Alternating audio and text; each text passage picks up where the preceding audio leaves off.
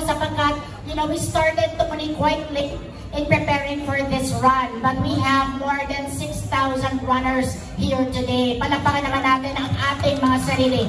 That's a wonderful feat for us here in Quezon City, no?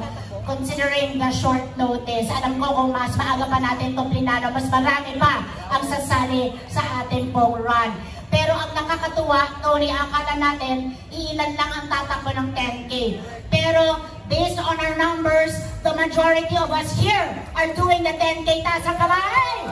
Yung mga 10K runners, alright! Yung mga 5K runners, saan dyan, taas ang kamay? Ayan, at syempre, yung mga 2K.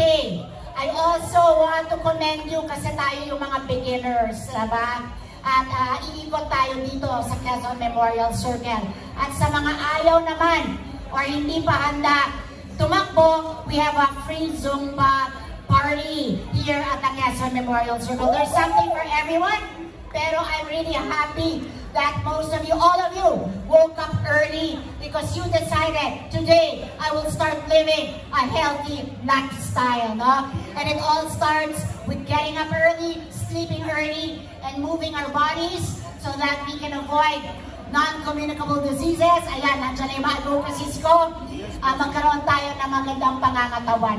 Pero itong Eco Run na ito ay passion project ng ating City Administrator, Mike Alimuro, na narinig niyo kanina, palapakan natin si CA Mike, na matagal na niyang pinag-uusapan ito, araw-araw tinetext na kami sa Executive Department. Hindi lang isang beses, hindi lang 2 beses, 10 beses sa isang araw.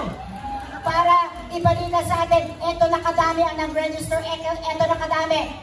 Work harder team, get more people to register, get more people to run. And I want to commend all our barangay officials from Quezon City who are here today with their respective barangay personnel and constituents. Thank you for supporting. Sa mga runners, kahit hindi kayo taga Quezon City, you are welcome here in our city. And we've really planned a wonderful run for you that is going through our Quezon underpass. So, kakaiba siya. Pero I really just want to say to everyone, this is a very special run.